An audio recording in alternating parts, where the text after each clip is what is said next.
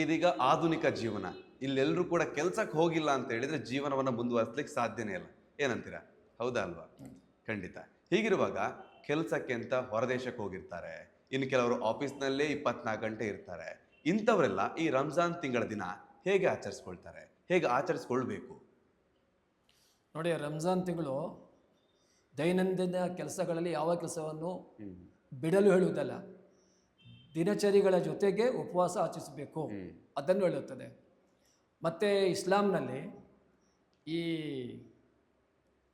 ಕೆಲಸಗಳನ್ನು ಬಿಟ್ಟು ಅಡ್ಡಾಡಿಡ್ಡಿಯಾಗಿ ಅಲ್ಲಲ್ಲಿ ಗಲಿಗಳು ಓಡೋ ಥರ ಅವರನ್ನು ಇಸ್ಲಾಂ ಎಂದಿಗೂ ಮೆಚ್ಚುವುದಿಲ್ಲ. ಪ್ರವಾದಿಯವರು ಹೇಳ್ತಾರೆ, ಅಲ್ ಕಾಸಿಬು ಹಬೀಬುಲ್ಲಾಹಿ. ಕಾಸಿಬು ಅಂದರೆ ಶ್ರಮಪಟ್ಟು ಅವನು ಸಂಪಾದಿಸುವನು. ಏಕೆಂದರೆ ಒಂದು ಸಲ ಒಬ್ಬ ಅನುಯಾಯಿ ಬರ್ತಾರೆ, ಪ್ರವಾದಿಯವರು ತನ್ನ ಕೈಯನ್ನು ಮುಂದೆ ಮಾಡ್ತಾರೆ ಸೆಕೆಂಡ್ ಮಾಡಲಿಕ್ಕೆ. ಆ ಅನುಯಾಯಿ ತಮ್ಮ ಕೈಯನ್ನು ಹಿಂದಕ್ಕೆ ತಗೊಳ್ತಾರೆ. ಅವರು ಸ್ವಲ್ಪ ಸಂಕೋಚ ಪಡ್ತಾರೆ.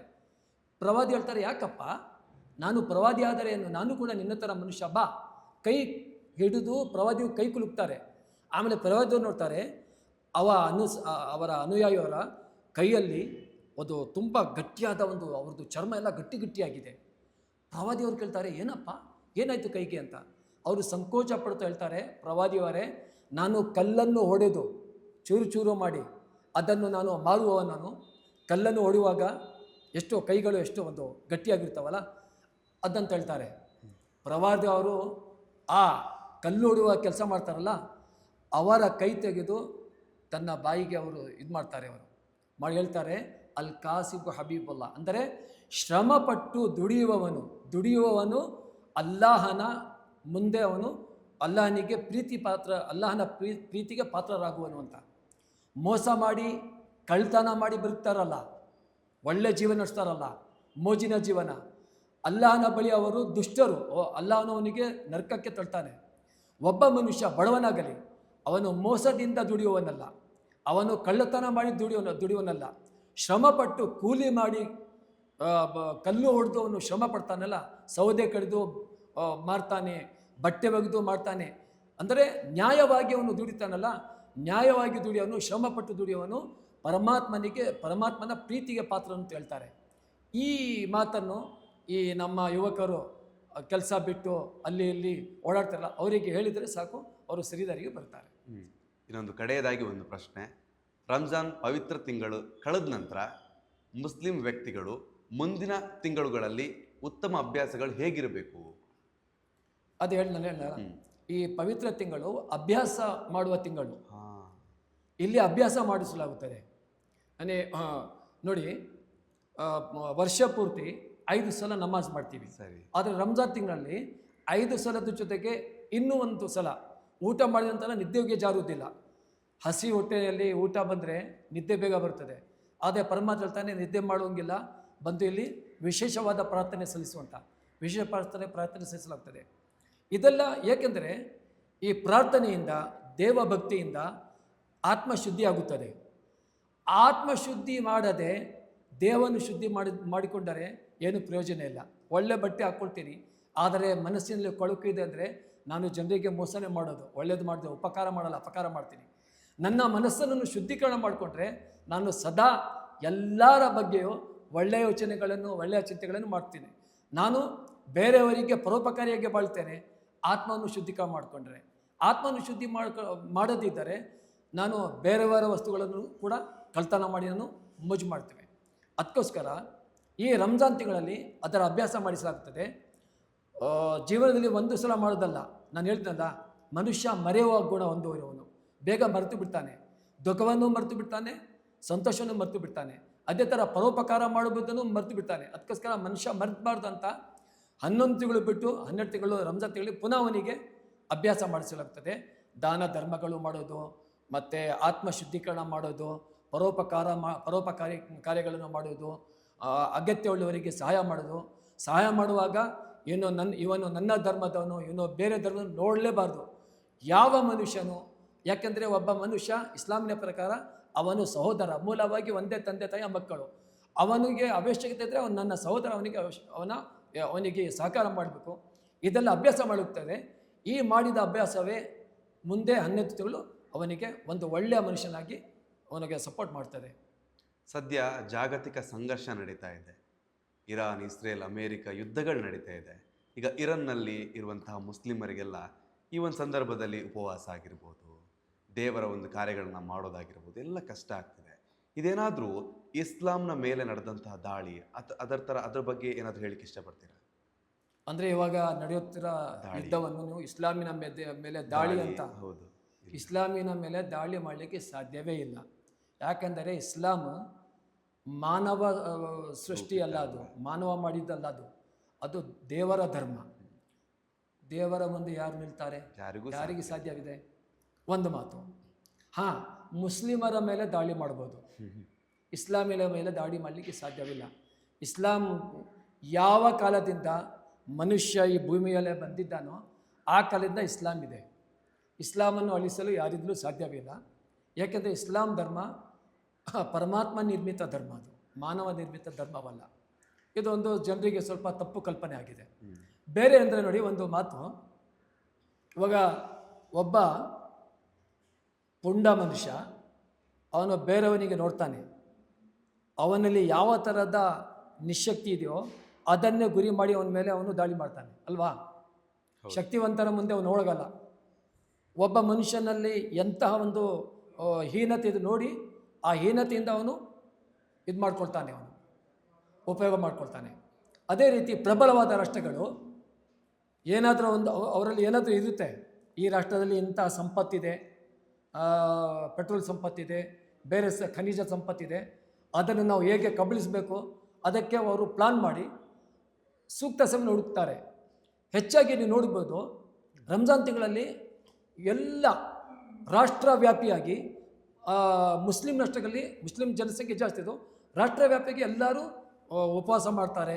ಉಪವಾಸದಿಂದ ನಿಜವಾಗಿ ಹೇಳೋದಾದ್ರೆ ಸ್ವಲ್ಪ ಇದು ಬಲಹೀನತೆ ಆಗುತ್ತೆ ದೈಹಿಕವಾಗಿ. ಬೇರೆ ಕಡೆ ಮನಸ್ಸು ಹೋಗಲ್ಲ, ಎಲ್ಲ ಧರ್ಮಾಚರಣೆ, ಭಯ, ಭಕ್ತಿ, ಶ್ರದ್ಧೆ ಕಾರ್ಯಗಳಲ್ಲಿ ನೀಡ್ತಾರೆ. ಅಂಥ ಒಂದು ಸಮಯವನ್ನು ಈ ಬೇರೆ ದೇಶದವರು ಇದ್ದಲ್ಲ, ಅವರು ಮೋಸದ ಮನಸ್ಸಿರುವವರು ಅಂಥ ಸಮಯವನ್ನು ಬಳಸ್ಕೊಂಡು ಯುದ್ಧ ಮಾಡ್ತಾರೆ, ದಾಳಿ ಮಾಡ್ತಾರೆ. ಅದೇ ಇವಾಗ ನಡೀತಾ ಇರೋದು.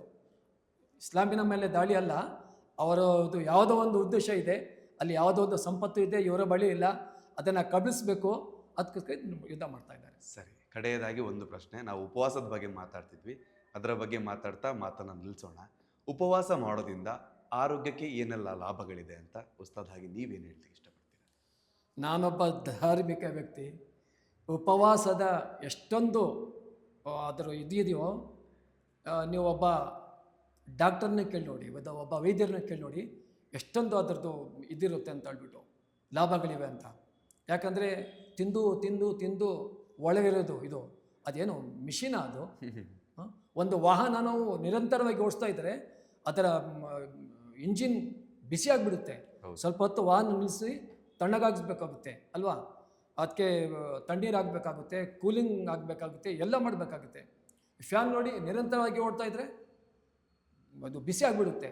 ಅದೇ ಥರ ಹೊಟ್ಟೆಯಲ್ಲೂ ಎಲ್ಲ ಜೀರ್ಣ ಆಗ್ತಾ ಇದ್ದರೆ ಅದಕ್ಕೂ ಸ್ವಲ್ಪ ಒಂದು ಬ್ರೇಕ್ ಬೇಕು.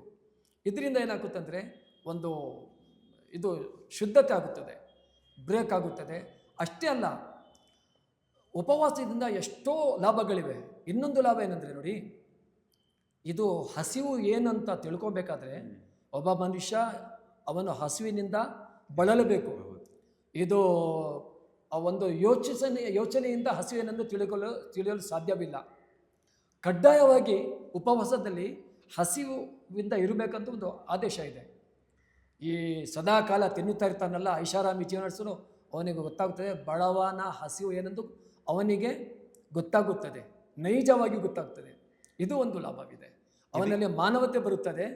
ಯಾವ ವ್ಯಕ್ತಿ ಉಪವಾಸವಿದ್ದು ಹಸಿವನ್ನು ನೋಡುತ್ತಾನೋ ಆ ವ್ಯಕ್ತಿ ತನ್ನ ಮುಂದೆ ಯಾರನ್ನು ಹಸಿವಿನಿಂದ ಬಳಲು ಬಿಡುವುದಿಲ್ಲ. ಇದೇ ಒಂದು ಕಾರಣಕ್ಕೆ ಮುಸ್ಲಿಂ ಧರ್ಮ ಅಂತಲ್ಲ, ಎಲ್ಲ ಧರ್ಮದಲ್ಲೂ ಕೂಡ ಉಪವಾಸವನ್ನು ಆಚರಿಸ್ತಾರೆ. ಒಳ್ಳೆಯದು. ಹಾಗೆ ಕಡೆಯದಾಗಿ ಒಂದು ಪ್ರಶ್ನೆ, ಅವಾಗಿಂದ ಕಡೆ ಅಂತ ಹೇಳ್ತಾ ಇದ್ದೀನಿ, ಕಡೆಯ ಪ್ರಶ್ನೆಗಳು ಆಗ್ತಾ ಇವೆ. ನನಗೆ ಕ್ಯೂರಿಯಾಸಿಟಿ ಬರುತ್ತೆ ಪ್ರಶ್ನೆಗಳನ್ನು ಕೇಳುವಾಗ, ಹಾಗೆ ಒಂದು ಪ್ರಶ್ನೆ ನೆನಪಿಗೆ ಬರುತ್ತೆ.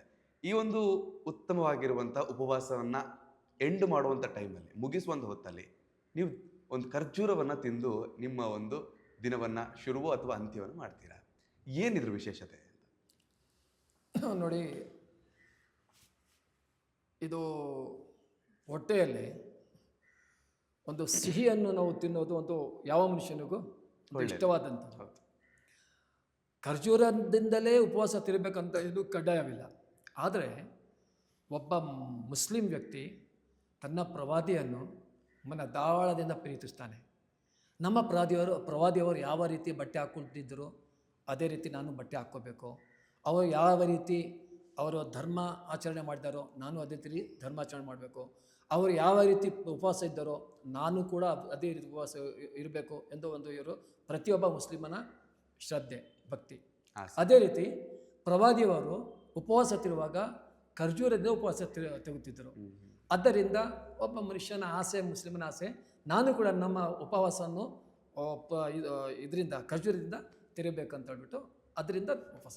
ನೋಡಿ, ಎಷ್ಟೋ ಜನರಿಗೆ ಈ ಒಂದು ಕತೆ ಗೊತ್ತೇ ಇಲ್ಲ. ಉಪವಾಸ ಬಿಡುವಾಗ ಖರ್ಜೂರ ತಿನ್ಬೇಕು ಅನ್ನೋದು ಒಂದು ಅವರಲ್ಲಿರುವ ಒಂದು ಬೇಸಿಕ್ ಕಡ್ಡಾಯ ಅಂತ ಅನ್ಕೊಂಡಿದ್ರು ಎಷ್ಟೋ ಜನ. ಇವತ್ತಿನ ಸಂದರ್ಶನದಲ್ಲಿ ಈ ಒಂದು ಉತ್ತರ ಸಿಕ್ತು. ಇಂಥ ಹಲವಾರು ಪ್ರಶ್ನೆಗಳಿಗೆ ಇವತ್ತಿನ ಈ ಒಂದು ಸಂದರ್ಶನದಲ್ಲಿ ಉತ್ತರ ಸಿಕ್ಕಿದೆ. ನಾವು ಭಾರತೀಯರಾಗಿ ಎಲ್ಲಾ ಧರ್ಮದ ವಿಚಾರವನ್ನ ತಿಳಿದುಕೊಳ್ಳೋದು ನಮ್ದೊಂದು ಹಕ್ಕಾಗಿರುತ್ತೆ, ನಮ್ದೊಂದು ಜವಾಬ್ದಾರಿ ಆಗಿರುತ್ತೆ. ಏನ್ ಹೇಳ್ತೀರಿ ಉಸ್ತಾದ್? ಹೌದಾ? ಹೌದು. ಹೀಗಿರುವಾಗ ನಾವು ಭಾರತೀಯರು ಸರ್ವಧರ್ಮವನ್ನು ಪ್ರೀತಿಸಬೇಕು. ಸರ್ವಧರ್ಮದಲ್ಲಿ ಏನಿದೆ ಎಲ್ಲ ವಿಚಾರವನ್ನು ತಿಳಿದುಕೊಂಡು ನಮ್ಮ ಮುಂದಿನ ಪೀಳಿಗೆಗೆ ನಾವೆಲ್ಲರೂ ಕೂಡ ಒಂದೇ ತಾಯಿಯ ಮಕ್ಕಳು ಅಂತ ಹೇಳೋದನ್ನ ಕಲಿಸಿಕೊಡಬೇಕು. ಇವತ್ತು ನಮ್ಮ ಒನ್ ಇಂಡಿಯಾ ಕನ್ನಡದಲ್ಲಿ ಇದೇ ಒಂದು ರೀತಿಯ ಪಾಠವನ್ನು ನಾವು ಎಲ್ಲರೂ ಕೂಡ ಮಾಡ್ದಂಗಾಗಿದೆ. ನೋಡಿದಂಥ ಎಲ್ಲ ವೀಕ್ಷಕರು ತಮ್ಮ ಮನಸ್ಸಲ್ಲಿರುವಂಥ ಅಭಿಪ್ರಾಯವನ್ನ ಖಂಡಿತವಾಗ್ಲೂ ಹಂಚಿ.